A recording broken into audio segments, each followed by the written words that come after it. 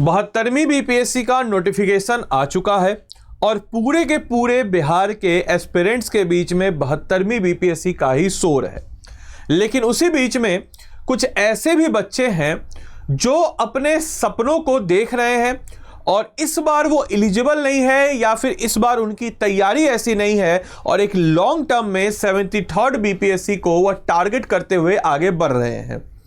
तो दोस्तों, आज के इस वीडियो में हम लोग चर्चा करने वाले हैं कि आखिर 73rd बीपीएससी का अगर आप बिल्कुल अच्छे तरीके से प्रीलिम्स और मेंस यानी कि एक फाउंडेशन के लेवल पे आप अगर तैयारी करते हैं तो आपको उसमें कितने महीने का समय लगेगा, कितने महीने में आपका वो कंप्लीट हो सकता है और कैसे आपको उस तैयारी में लेकर के चलना है।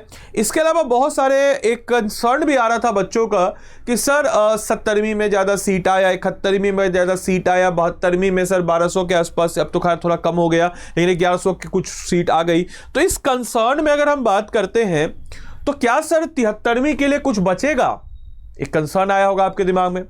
तो मेरे भाई, आज के इस वीडियो में हम उन्हीं सारे पहलुओं के ऊपर चर्चा करेंगे कि आपका अप्रोच होना चाहिए और कितने महीने की तैयारी और कैसी तैयारी में आप जो है इस एग्जाम के अपने सिलेबस को कंप्लीट करेंगे।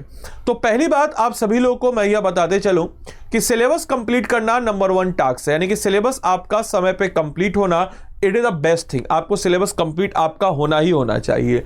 इसी क्रम में 73वीं बीपीएससी जो प्रथम प्रयास है और इसमें सफलता की कुछ रणनीति है और जुलाई 2027 को हम टारगेट मानते हुए, यानी कि जैसे अभी आपको जुलाई 2026 में आपका 72वीं का प्रीलिम्स हो रहा है तो हम उसको टारगेट मानते हुए कि अगला जो आपका प्रीलिम्स का पेपर होगा वो जुलाई 2027 में होगा, उसको लक्ष्य को मानते हुए हम संपूर्ण फाउंडेशन एक ब्लूप्रिंट आपको बताते हैं। देखिए, तकरीबन हमारे मन में एक प्रश्न आता है कि सर लगभग ऑन एन एवरेज अगर हम देखते हैं कि सर 70वीं आया, 70वीं में सर 2000 के आसपास सीट थी, 71वीं में सर आपको 1100 के आसपास सीट थी, 72वीं में सर 1200 के आसपास सीट है, मतलब 1100 कुछ सीट है। तो सर सबसे पहला प्रश्न बनता है कि सर 72वीं में 1200 पद आ गए हैं तो 73वीं में हमारे लिए क्या बचेगा, भविष्य की पदों को लेकर के या भविष्य में कितनी सीटें होंगी, हमारे लिए क्या बचेगा, इसको लेकर के चिंता मत कीजिए। आपको इस चीज को दिमाग में रखना है कि आपको केवल एक सीट चाहिए, 1200, 1300, 1500, 1400, 1600 सीट नहीं चाहिए, आपको केवल एक सीट चाहिए। अगर आपकी तैयारी अच्छी है, अगर आपकी तैयारी बेहतर है तो मैंने बहुत सारे लोगों को 69 बीपीएससी जिसमें कम सीट था उसमें भी निकलते हुए देखा है, अपने करीब के लोगों को 68 बीपीएससी में भी निकलते हुए देखा है, 65th बीपीएससी में भी निकलते हुए देखा है, 65 बीपीएससी, 69 बीपीएससी जहां कम सीटें थी। तो ऐसी बात नहीं है कि सीट कम होने से सिलेक्शन नहीं होता और बहुत क्लोज लोगों को मैंने देखा है, अपने बहुत कलीग्स को देखा है निकलते हुए, अपने जूनियर्स अपने सीनियर्स को देखा है निकलते हुए। तो ऐसी बात नहीं है। तो इस चीज को आप इंश्योर करेंगे कि आपको केवल एक ही पद की आवश्यकता है, अपनी तैयारी को उस लेवल पे लेकर के जाएंगे ताकि आप ऐसा कर सकें। जुलाई 2027 की बात जब हम करते हैं तो सर जुलाई 2027 की बात जब हम करते हैं तो इसका जो लक्ष्य है हमको उसको टारगेट रखना है और अगर केवल एक भी सीट है तो उसे क्रैक करना का हम लोग को टारगेट रखना है। समय 15+ महीने का समय है, आपके लिए काफ़ी ज़्यादा समय है और शून्य से शिखर तक पहुंचने के लिए पर्याप्त है। 15 महीने, 15 महीनों में आप अच्छी तैयारी कर सकते हैं। ऑब्वियस सी बात है कि जो आजकल जो परीक्षा का पैटर्न है वो बदल रहा है, इसके लिए तो कोई डिनाई नहीं करेगा। पहले प्री आधारित रटंट विद्या होती थी, अब एक नए पैटर्न पर जो ऑब्वियस सी बात है चीजें आ जाने से वैसी तैयारी अब नहीं होती। अब ऑब्वियस सी बात है आपको अपनी तैयारी को एक फाउंडेशन के स्तर का रखना होगा। कोई भी चीज को पढ़ने से पहले सही है तो क्यों सही है, गलत है तो क्यों गलत है, उसके इर्द गिर्द जितनी भी जानकारियां हैं उन सारी जानकारियों को आपको अपने अंदर समेटना होगा और आपकी तैयारी जो है ऐसी होनी चाहिए कि वो एक फाउंडेशन स्तर की तैयारी होनी चाहिए और कठिन प्रश्नों का आसान समाधान, यानी कि ऑब्वियस सी बात है कि अब जो है क्वेश्चन मुश्किल हो रहे हैं बट उसका जो आंसर है अगर आप एक सही टेक्निक के साथ बढ़े, अपने कॉन्सेप्ट के साथ बढ़े तो आपके लिए वो आसान हो जाता है। साथ ही साथ आपको बताते चलें कि प्रश्न कठिन नहीं बल्कि बेसिक है, जिनको लगभग देखिए अगर आप क्वेश्चनों को देखिएगा तो शब्दों के जाल में फंसा करके उलझाएगा। मतलब क्वेश्चन ज्यादा टफ नहीं है, अगर आप उसको आंसर आपको पता चल गया कैसे उसको बनाना है, then you will find it out कि आप बहुत कम समय में उन प्रश्नों को बना लेंगे। तो इस चीज को इंश्योर करना है कि प्रश्न अब कठिन नहीं है बल्कि बेसिक हैं जिन्हें लंबे शब्दों के जाल में उलझाया गया है और कैसे उसको सॉल्व करना है इसके बारे में आपको करना है। साथ ही साथ सतही तैयारी का अंत, यानी कि केवल प्रीलिम्स के लिए रटने वाले छात्रों के लिए अब बड़ा मुश्किल है। गहराई से आपको अध्ययन करना अनिवार्य है। आपको अपनी तैयारी को मूलभूत तरीके से और मूलभूत फाउंडेशन के आधार पर आपको करना होगा, तभी आपका काम होगा और एक इंटीग्रेटेड अप्रोच के साथ जाना होगा। जैसे एग्जाम्पल के तौर पर हम अगर बात करते हैं तो पीटी की परीक्षा में विज्ञान और प्रौद्योगिकी यानी कि साइंस और टेक्नोलॉजी है, तो ये साइंस और टेक्नोलॉजी आपके मेंस का एक फाउंडेशन तैयार करती है। आप जब पीटी में हिस्ट्री पढ़ते हैं या आर्ट एंड कल्चर पढ़ते हैं तो it will make up foundation for your mains point of view. वैसा ही कुछ आपका करंट अफेयर्स है, वैसा ही कुछ आपका भूगोल और राज्य व्यवस्था है। तो ये आपके लिए कुछ अलग नहीं है। आपको पीटी और मेंस की अलग अलग पढ़ाई करने का कॉन्सेप्ट जो है, ये जो चलता आया है, वो नहीं करना होगा। अब अलग अलग पढ़ाई का कॉन्सेप्ट समाप्त हो चुका है। दोनों का नींव एक ही है, दोनों को एक ही तरीके से तैयार करना है। प्रीलिम्स के भी हम लोग के अंदर बहुत ज्यादा एक मिसकंसेप्शन है कि हमको लगता है prelims is all about factual and mains is all about conceptual, जबकि ऐसा कतई नहीं है। ऐसा कतई नहीं है। आप मेंस में भी अगर फैक्ट नहीं डालेंगे तो आपका आंसर में जान ही नहीं लगेगा। आप कितना भी अच्छा समझा दीजिए, अगर आप आर्टिकल का उपयोग करके उसको बैक नहीं करेंगे तो आपका आंसर बेकार लगेगा, बेजान लगेगा। तो वैसा ही कुछ मेंस प्रीलिम्स के साथ भी है कि आपके कॉन्सेप्चुअल क्वेश्चन अगर आप नहीं समझेंगे तो it will not benefit you. तो वैसा ही कुछ अगर हम बात करते हैं तो क्या नहीं पढ़ना है कि छलनी, मतलब सबसे पहले चीज जो है कि जैसे हम लोग क्या करते थे कि पहले क्या करते, घटना चक्र इधर से उधर पलट लिए, बिल्कुल सही है, कर लीजिए, लेकिन अपवाद वाले प्रीवियस को, राजस्थान का विस्तृत इतिहास पढ़ रहे हैं, कुछ अच्छा हरियाणा का लगा उसको पढ़ रहे हैं, कुछ पंजाब का अच्छा लगा उसको पढ़ रहे हैं, नहीं, भटकाव और समय की बर्बादी मत कीजिए। सामान्य और मुख्य बीपीएससी आपका विषय है, इसके आधार पर आप बढ़िए।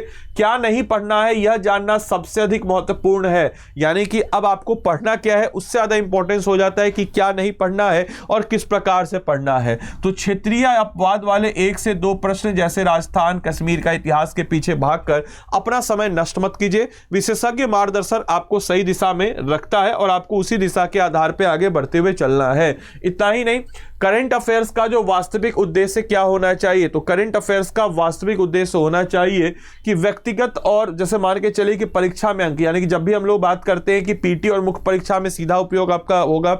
इसके अलावा वर्ल्ड के बारे में आप जानिएगा, जियोपॉलिटिक्स के बारे में जानिएगा, जैसे ट्रंप का क्या नीतियां भी है, आजकल ट्रंप तो हमेशा बदमाशी करते ही रहता है, इजराइल ईरान का क्या संघर्ष है। साथ ही साथ आपका जो इंटरव्यू पर्सनालिटी है उसमें भी आपको यह निखर करके नजर आता है। इतना ही नहीं, करंट अफेयर्स केवल परीक्षा के लिए नहीं बल्कि खुद के व्यक्तित्व निर्माण के लिए पढ़ना है। महत्वपूर्ण स्रोत आप कुछ भी कर सकते हैं, जैसे एग्जांपल के तौर पर अगर हम देख सकते हैं दैनिक जागरण, राष्ट्रीय संस्करण, the Hindu, Indian express, DC आपका चलता है चैनल पे, उसको भी आप देख सकते हैं। तो इट्स अप टू यू कि आप इस हिसाब से आगे लेकर के चलेंगे।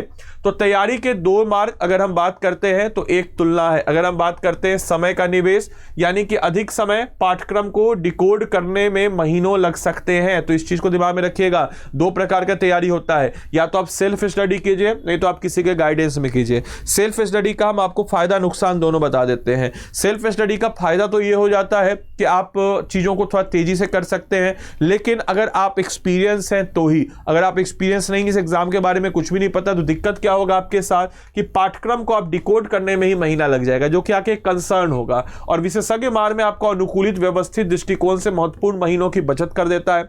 दिशा और ध्यान की बात करते हैं तो यहां पे आप भ्रमित हो सकते हैं, यानी कि जो हाई रिस्क होता है, अगर आपको नहीं पता है सिलेबस, आप नहीं इस पैटर्न को जानते हैं, तो it will not help you. यह तय करना मुश्किल है कि क्या नहीं पढ़ना है और क्या पढ़ना है, आपको पता ही नहीं चलेगा। वहीं अगर मार्गदर्शन के अंतर्गत हम बढ़ते हैं तो विशेषज्ञों द्वारा स्पष्ट सीमाएं निर्धारित होती है, पैटर्न का विश्लेषण पर आधारित होती है। वहीं अगर हम बात करते हैं कि जो आपका कंक्लूजन यानी कि परीक्षण और त्रुटि, ट्रायल और एरर्स पर भी भारी निर्भरता आपकी होती है। और वहीं पर अगर हम बात करते हैं कि प्रीवियस क्वेश्चन को डिकोडिंग करना, चरण दर चरण समय के साथ बदलता हुआ जो पैटर्न उसको लेकर के कैसे बढ़ना, ये सारी चीजें हमको यहां पे बताती है। तो याद रखिएगा, स्व अध्ययन यानी कि सेल्फ स्टडी से भी परीक्षा पास की जाती है। ये हम नहीं बोलेंगे कि सेल्फ स्टडी से परीक्षा नहीं पास होता है, बिल्कुल होता है। लेकिन आप कोई भी जो सेल्फ स्टडी से बोलता है, आप देखिए, आप इस चीज को समझिएगा ध्यान से कि आप बोलिएगा सर जो टॉपर्स लोग हैं, वो टॉपर्स लोग क्यों फिर बोलता है कि हम तो कहीं कोचिंग नहीं की, हम तो 3 महीना पढ़े, हमारा एग्जाम हो गया।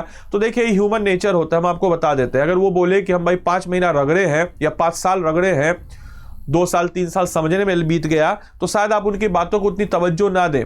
लेकिन ये सच्चाई है। अगर आप उस टॉपर को बड़े क्लोजली जानते तो आपको पता होगा कि उसने बहुत मेहनत की। आपकी रिश्तेदारी में कोई अगर एग्जाम निकाला होगा तो आपने देखा होगा उसने बहुत मेहनत की, भले ही वो उसके आप बोल देना हम तो ऐसे ही निकाल दिए, क्योंकि एस्पिरेंट को भी नहीं पता चलता है। क्योंकि जब एस्पिरेंट उस तैयारी को कर लेता है, रगड़ लेता है अपने आप को, तो इंटरव्यू के समय में कोई भी जो होता है 1 घंटा 2 घंटा पढ़ा, उसको लगता है कि वही 2 घंटा पढ़ रहा है। क्योंकि जब एस्पिरेंट आखिरी उस पर होता है पड़ाव पे, तो आखिरी के 6 महीने सिर्फ 2 घंटा 1 घंटा 2 घंटा पढ़ता है, तो इसलिए उसको लगता है कि बहुत कम पढ़ा। लेकिन ऐसा कतई नहीं, आपको मेहनत करना पड़ेगा, रगड़ना पड़ेगा, लेकिन उचित शिक्षित और जो मार्ग है ये भी आपको पाना पड़ेगा। ऑब्वियस सी बात है, जब भी हम करते हैं जो शुरुआती स्तर होता है, शुरुआती स्तर में हमको प्रीवियस ईयर क्वेश्चन को एनालाइज करना पड़ता है, सिलेबस को डिकोड करना पड़ता है और विषय के मूल सिद्धांत की तरफ बढ़ना पड़ता है और बीपीएससी के मुख्य पाठ्यक्रम की तरफ पढ़ना पड़ता है। ब्रिज कोर्स क्या है? अब जैसे कोई भी अगर हम बात करते हैं कि आप सेल्फ स्टडी भी करते हैं, तो आपको इस चीज को इंश्योर करना है कि ब्रिज की तरफ पढ़ना है, यानी कि शून्य से शुरुआत करने वाले छात्रों के लिए एक आधारशिला के रूप में आती है, चाहे साइंस हो, इतिहास हो, डीआई हो, हर विषय को मुख्य पाठ्यक्रम से शुरू करना बिल्कुल बुनियादी स्तर से समझाया जाता है और यही होता है हमारा ब्रिज कोर्स। या कोई भी जो अगर हम बात करते हैं तो आपको कोई भी चीज को अगर पढ़ना है तो कुछ इस प्रकार से ही आपको पढ़ते हुए चलते हुए जाना है। अब जैसे एग्जांपल के तौर पे अगर आप देखेंगे हमारे पेड कोर्स में, तो हम लोग जो है 1100 प्लस घंटे की लाइव क्लास में कवर अप कराते हैं। इसमें बेसिकली हम लोग आपको 950 प्लस जो टॉपिक्स है, main topic 950 plus main topics, साथ ही साथ आपको तकरीबन हम कहते हैं तो 20,000 प्लस जो कीवर्ड्स है बीपीएससी के लिए, 20,000 प्लस जो कीवर्ड्स है बीपीएससी के लिए, इनको हम लोग एक एक अच्छे तरीके से कवर अप का आपको कराते हैं। और कैसा कवर अप? तो मेरे भाई प्रीलिम्स और मेंस दोनों प्रकार का कवर अप, और इसी को हम लोग कहते हैं एक इंटीग्रेटेड अप्रोच। एग्जांपल के तौर पे अगर मान के चलिए कि मैंने आपको पढ़ाया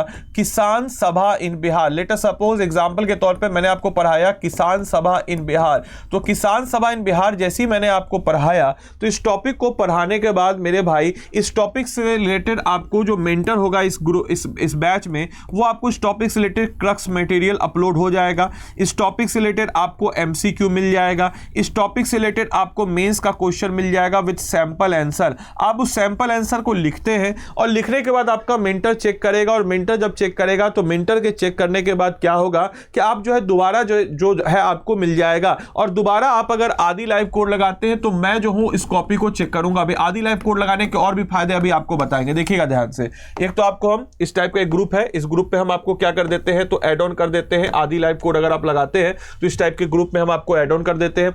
और ये जो मेरे भाई ग्रुप है, इस ग्रुप में हम जब बात करते हैं तो इसमें हम आपको हैंड रिटेन नोट्स देते हैं, डेली का अपना खुद का टास्क होमवर्क आपको देते हैं, साथ ही साथ इसमें खुद का बना हुआ हैंड रिटेन नोट्स, करंट का हो, बिहार स्पेशल का हो, हिस्ट्री का हो, पॉलिटी का हो, ज्योग्राफी का हो। अगर आप मेरे मेंटरशिप में आते तो हम चाहेंगे कि आप अच्छे तरीके से करें और इस टाइप की चीजें हम आपके साथ करते हैं। इतना ही नहीं, अब जब आपका फाउंडेशन कंप्लीट हो जाता है तो आप क्या करते हैं, तो ऑब्वियस सी बात है कि आपको मंथली करंट अफेयर्स मैगजीन तो मिलता ही मिलता है। साथ ही साथ इसमें आपको डेडिकेटेड, जब आपका एग्जाम 73वीं बीपीएससी का आएगा तो 2 महीने का एमसीक्यू प्रीलिम्स बैच मिल जाता है। साथ ही साथ इसमें आपको 5100 एमसीक्यू प्रैक्टिस मिल जाता है। साथ ही साथ इसमें आपको एनसीईआरटी रिकॉर्डेड क्लास, यानी कि आपके बेस को मजबूत करने के लिए एनसीईआरटी का रिकॉर्डेड क्लास मिल जाता है। साथ ही साथ इसमें आपको लाइव प्रीलिम्स क्रैश कोर्स मिल जाता है, ताकि आप जो प्रीलिम्स से पहले आप प्रीलिम्स पॉइंट ऑफ व्यू से रिवाइज कर सके।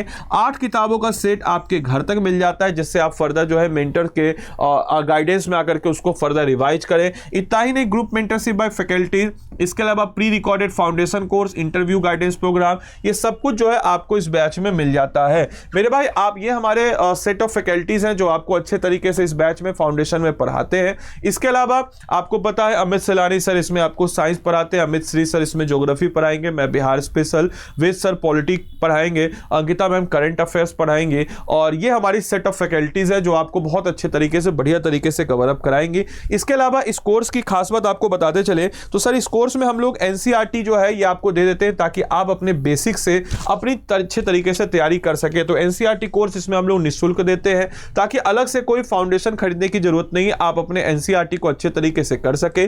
प्रिंटेबल यूनिट वाइज नोट, यानी कि अगर हम हाउसवाइफ्स हैं या जो नौकरी पेशा वाले लोग हैं उनके लिए प्रिंटेबल नोट्स देते हैं, क्रक्स मटेरियल देते हैं, ताकि आप उसको डाउनलोड करें और आपके लिखने का समय, कीमती समय बचाया जा सके, ताकि आप जो कम से कम समय में बेस्ट तरीके से तैयारी कर सके। और ऑब्वियस सी बात है कि रिकॉर्डेड क्लास देखने वाले छात्र, यानी कैसे लोग जो लाइव क्लास नहीं देख पाते हैं, रिकॉर्डेड क्लास वो देखते हैं, तो विद इन हम लोग 24 आवर्स नहीं, अब तो इसका और कम समय हो गया है, तो विद इन हम लोग 6 to 12 आवर्स जो है आपको रिकॉर्डेड मिल जाता है। तो इससे क्या हो जाता है कि आप जो है उसको क्लास को देख लेते हो, और अगर कोई डाउट है तो डाउट में आप जाके पूछेगा, तो उसको हम 24 से 48 घंटे के अंतर्गत जो है रिजॉल्व करते हैं। याद रखिएगा, प्रथम प्रयास में सोचिए, जब भी आपके अंदर डिमोटिवेशन आए, कि जब आप जुलाई 2027 में अपने पहले प्रयास में परीक्षा देंगे और उसे क्रैक करेंगे तो यह उपलब्धि कितनी बड़ी होगी। और ऑब्वियस सी बात है कि इन चीज़ों के लास्ट में मैं इस बातों का अंत करूंगा कि आपको बेसिक मजबूत करना है, अपने मल्टी डायमेंशन आपके रिविजन्स को मजबूत करना है, आज और अभी से शुरू करना है। मत सोचिए कि कल से या परसों से कोई बेटर नहीं कीजिए, आज और अभी से आपको शुरू करना है। और इसीलिए आपके लिए ये हमारा आरंभ का मॉर्निंग बैच है मई महीने का, आप चाहे तो इसके साथ जुड़ सकते हैं। और याद रखिएगा, आदि लाइव कोड ही आप इसमें लगाएंगे। आदि लाइव कोड को जब आप लगाएंगे तभी आपको ये सब मेंटरशिप मिलेगा। बाद में मत बोलेगा सर आपका मेंटरशिप नहीं मिला। ये मेरा व्हाट्सएप नंबर है 8789847319, इस पर आप हमको व्हाट्सएप कर दीजिएगा और इंश्योर कीजिएगा कि अगर आपको स्टडी IQ से कॉल आए तो उनको बोल दीजिएगा कि हमको आदि लाइव कोड लगाना है या आदित्य सर का ही मेंटरशिप चाहिए, तभी आपको ये सारी फैसिलिटी जो है मिल जाती है। मेरे भाई, अगर आपको इस बैच में इनरोल करना है तो भी हम आपको बता देते हैं। तो स्टडी IQ के ऐप या वेबसाइट जो भी आपको सहूलियत लगे उसमें आप जाएंगे, स्टेट PCS में आप जाएंगे। स्टेट PCS में जाने के बाद आप देख सकते हैं यहाँ पे आप बिहार में जाएंगे। बिहार में आप देखिएगा बिहार PSC आरंभ बैच है, ये आरंभ बैच है, ये मई महीने का बैच है। इसमें बाय नाउ पे जाएंगे।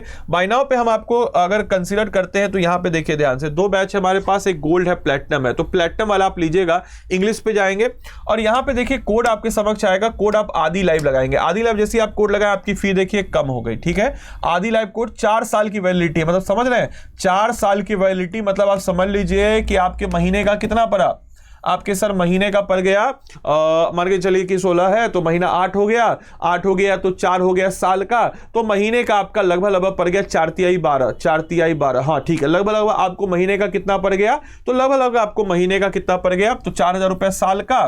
तो देख लीजिए ना, 4,000 रुपये आपको साल का, 12 बच्चों 36, 12 चौक 48, तो मतलब मोटा मोटी मान के चलिए कि 350 रुपये आपको महीने का पड़ता है, 350 रुपये मात्र। तो 350 रुपये आपको महीने का लगभग पड़ गया। तो ऑब्वियस सी बात है कि आप आदि लाइव कोड को लगाइएगा, और आदि लाइव कोड को लगाने के बाद आप क्या करेंगे, तो हमको जो है, अब मैथ्स बाकी कर लीजिएगा, मैथ थोड़ा सा मेरा कमजोर है, तो 8789847319 आप क्या करेंगे, इस पे हमको व्हाट्सअप कर दीजिएगा आदि लाइव कोड को लगा करके।